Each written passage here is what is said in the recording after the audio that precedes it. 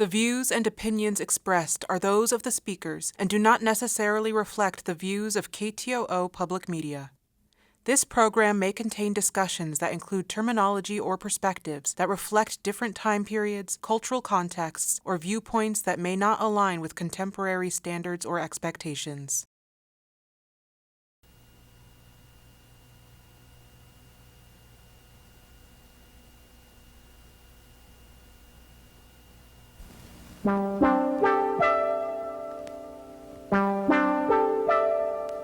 You do much more than just take your violin out of the case and practice like crazy and get ready for your next concert. There's so much more to it than that.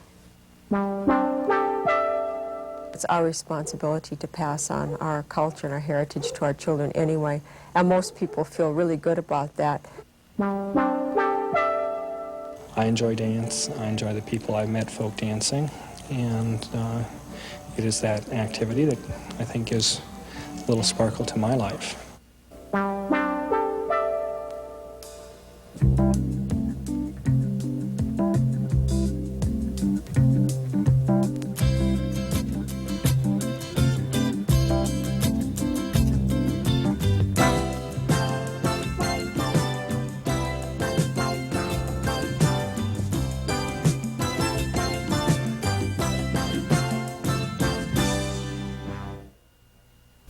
Every community serves as a melting pot of sorts for its residents' different interests, talents, and cultures.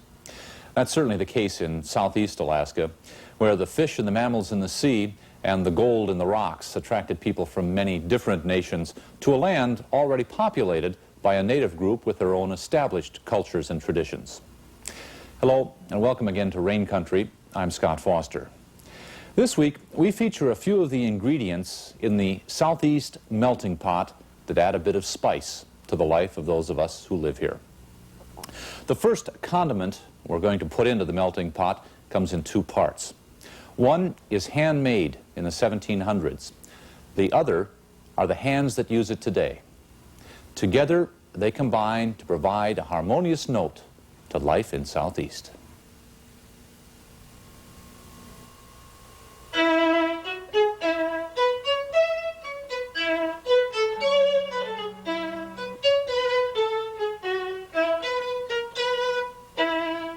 It's not always that I'm practicing the violin, but there's so many facets of being involved in music and being a professional musician. You know, I teach, I have to do administrative work, I have to sometimes be my own manager, I have to, you know, the things surrounding playing concerts are numerous, and you do much more than just take your violin out of the case and practice like crazy and get ready for your next concert. There's so much more to it than that.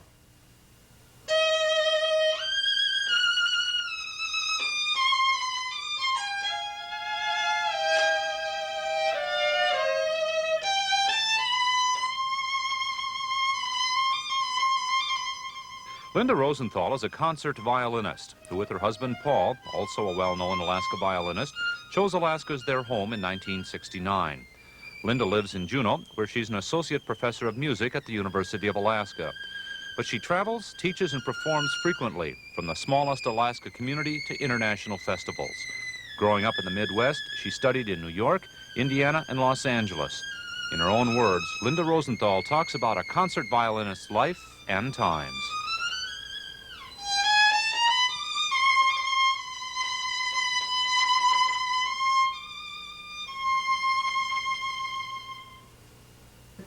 There are many days when I just don't practice, and I know it's like an athlete. I mean, you get out of shape physically, and I can feel it in my fingers. I can feel my muscles getting weaker.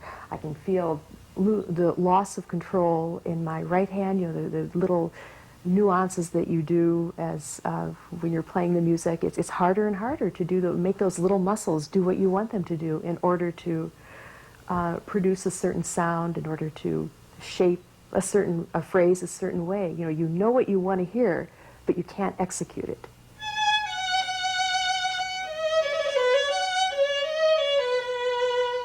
You're an entertainer. You know, you try to give people pleasure. There's something exciting about seeing a live performer, and it's just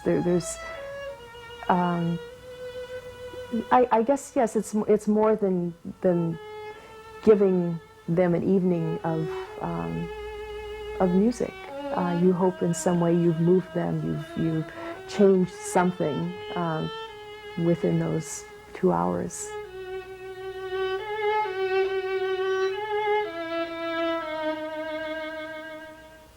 I am protective of my fingers, and I don't.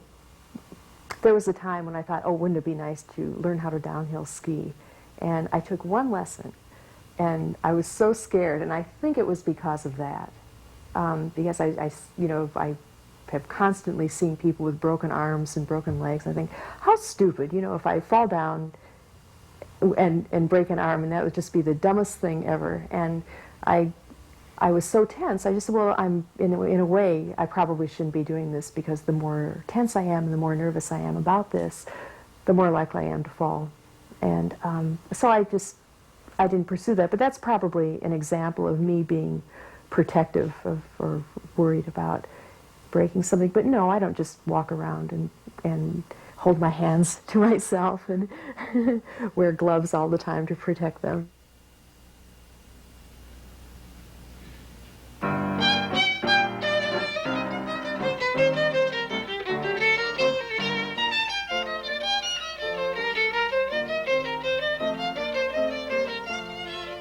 I pretty much know what the life of a freelance violinist is in New York, and that really doesn't appeal to me very much, because I would have to play music a lot that I really don't enjoy playing. I mean, then you're told more often than not, hello, come be here at 2 o'clock tomorrow, and this is what, just play the music that's put on your stand. And that's fine, but I think that I'm kind of spoiled now, and that I'm the one who decides a lot of my repertoire.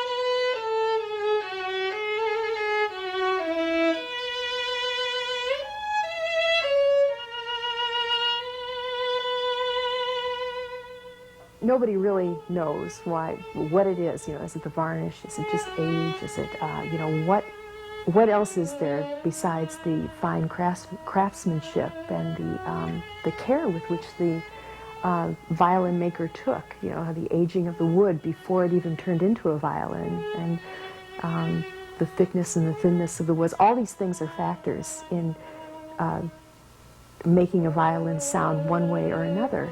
And still, every violin, has its own voice. And so much of that then has to do, the performer is another factor that comes into the person who's playing the violin. What does the player draw out of that instrument, or what does he find in an instrument? If I were to play this violin and another violinist were to walk in the door and play it, we would sound different.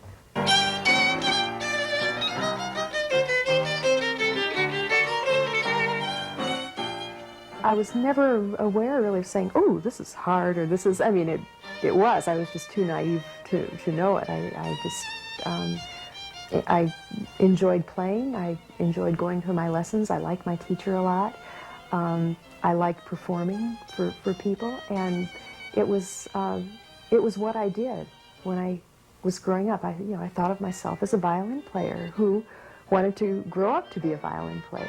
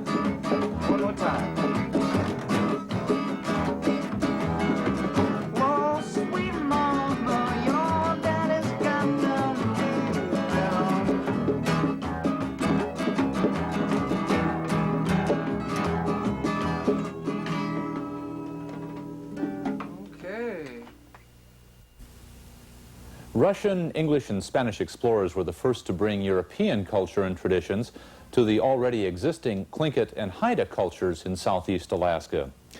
Since that time, other nationalities have brought their perspectives to the broadening southeast mix. Although that earlier native culture has changed over the years, efforts are still underway to retain the earlier traditions. In recent years, the Native movement towards regaining a natural Native lifestyle is apparent in cultural spirit camps.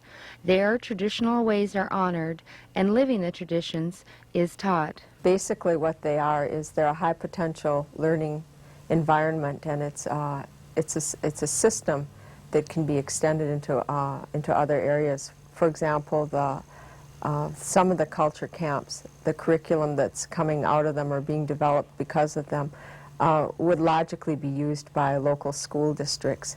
Each camp started with an elder person who had a vision or a dream of this camp and of a way to provide for our young children so that the culture could continue. But then how that dream or how that vision became enacted depends again sort of on the village. So it's usually within the village that elders come forward and they're willing to share what they've learned in life. And then there's also some very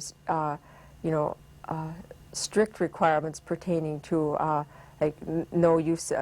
People who teach and work at the camps, of course, are abstinent from alcohol or drugs, and they have to be people that are people who are looked up to in their own communities. For the most part, the camps that are most successful are those that combine the wisdom and the vision of the older person with the energies of a young person. And we found that the camp managers are generally people in their middle, late 20s. And then also we've had a lot of really good help from non-native people. And we haven't mentioned it yet, but one of the really beautiful aspects of the spirit camps is that while they're housed in Indian culture and they take place in a natural setting, they're open to all children.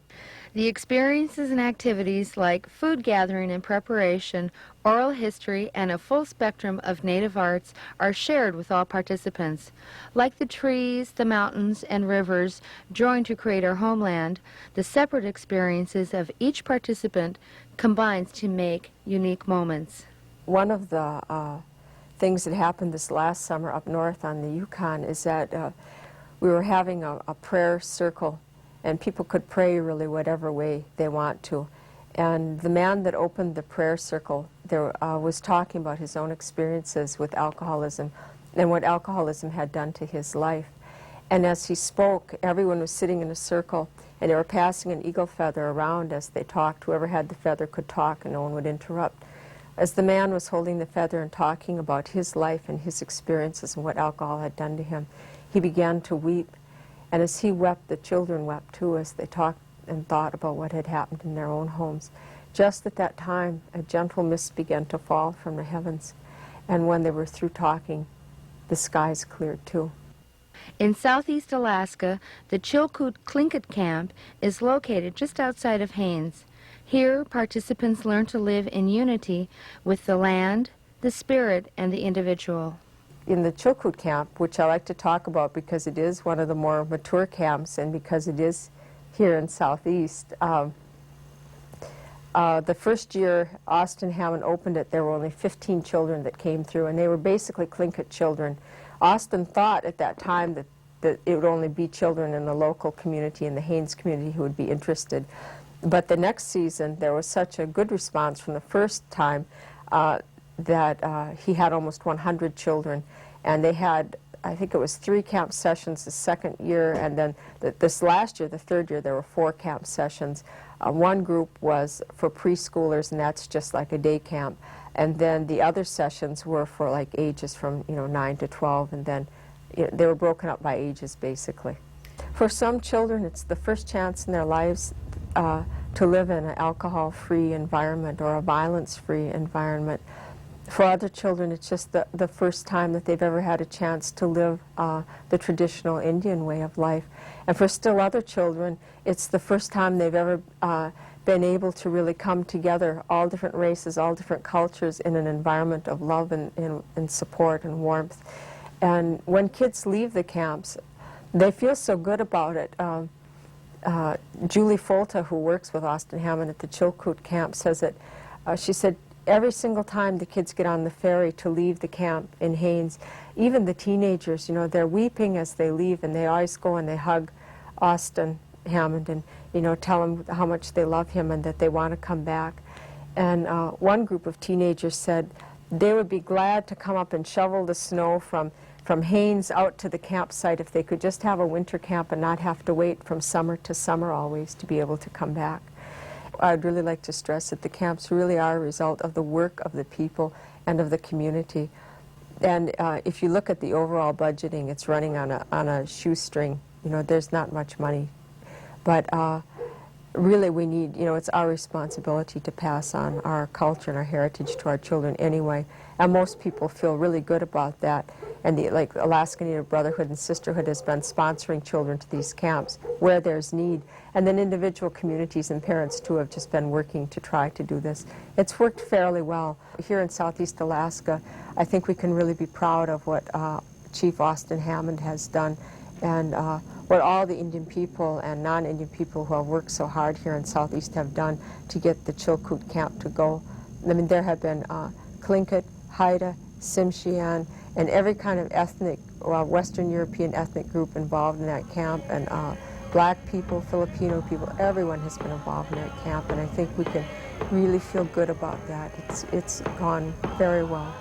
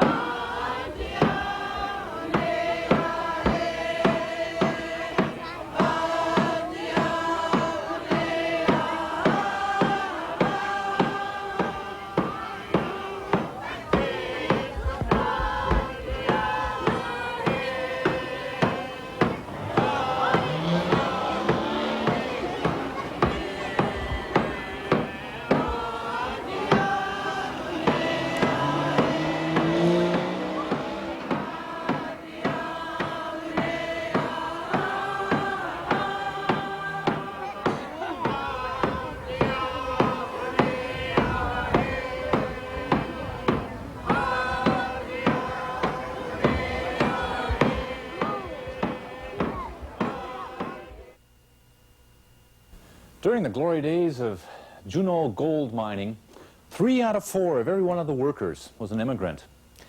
The Treadwell Club Library had more than a dozen periodicals in a foreign language. Today, that earlier international flavor of the gold mining days is kept alive by the dancing feet and the authentically costumed bodies of the Juneau Folk Ensemble. We'll go right now to work on Romanian for the next 15 minutes. Portata for the women, slow parts. This will be new for you. The men, we're going to work on our men's Barbatesti nude. And we'll work on this side, women will work on this side. Let's go. Except for a short lapse about 2 years ago, Bruce Botello has been doing this twice a week for more than 6 years. That's when he and a couple of friends organized the Juneau International Folk Ensemble, Juneau's own performing and traveling dance troupe.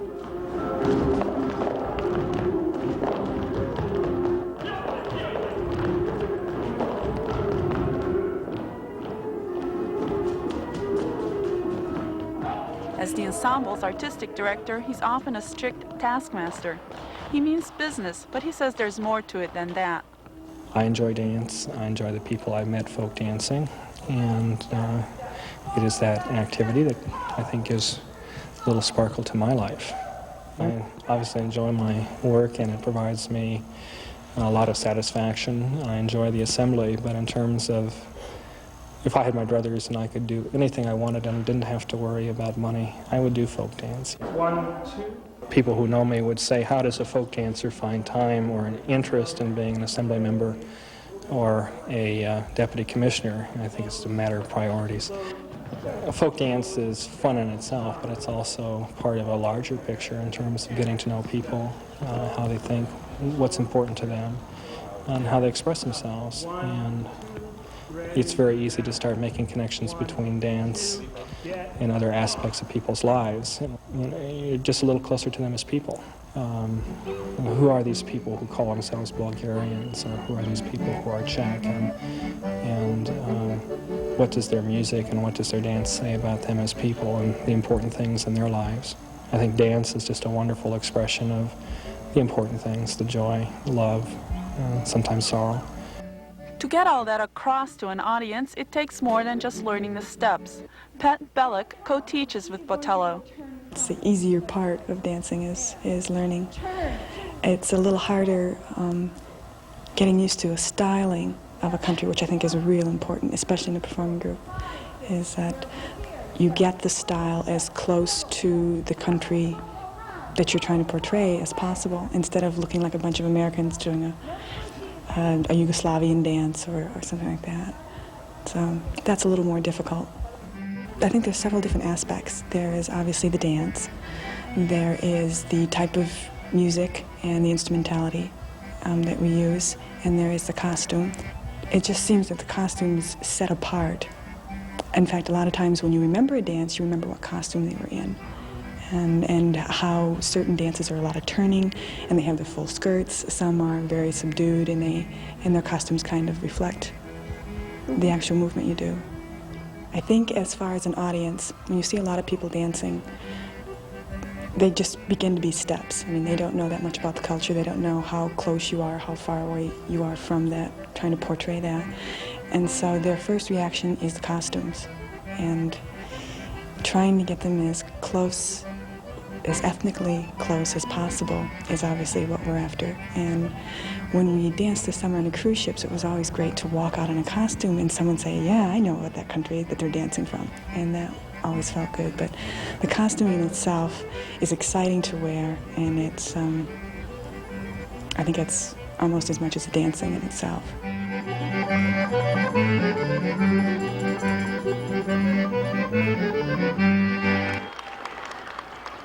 We tend to forget that Juneau is a melting pot, just like other parts of the United States are, in terms of the different groups that kept the mines going, as an example, and kept the general economy going through Juneau's formative years. Building on that theme, the ensemble chose a wide variety of different dances to perform every Friday evening on the cruise ships coming into Juneau. Probably the most exciting part of it was that we would find people in the audience who would particularly come up after our shows and say, you know, I'm Armenian and I felt real proud to see your dances, or I'm Romanian and this dance made me really homesick. And those kinds of feedback that would make us, again, renewed our enthusiasm for our dancing and for our performing. We like to dance to live music, and that's one thing, by the way, that makes us a fairly unique group, even among ethnic folk dancers in Alaska, being the only international folk dance group that has live music.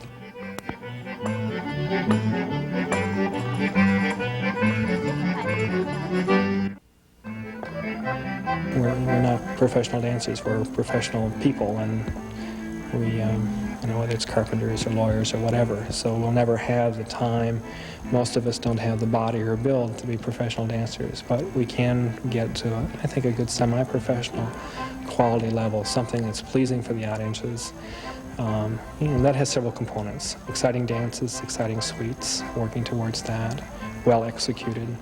And we have costuming that is authentic, colorful, and varied, so that the audiences, again, can enjoy that, and we can enjoy dancing them, because as you put them on, you assume a character about each of the peoples you're representing.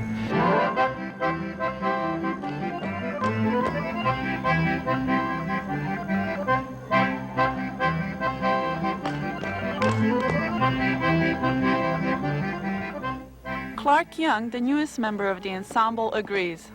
I think the thing I noticed about the group most of all is that they are all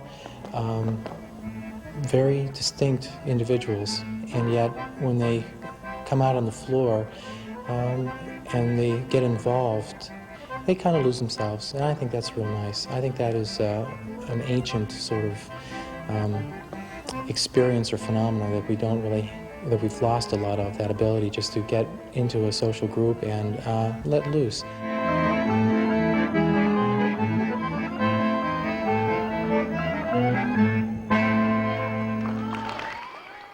Classical music, traditional lies, and historical dance. They're just three of the ingredients we've blended into this week's Rain Country Melting Pot. We'll be back again next week and add a few more spices, and you're certainly invited to join us then. I'm Scott Foster. Have a good day.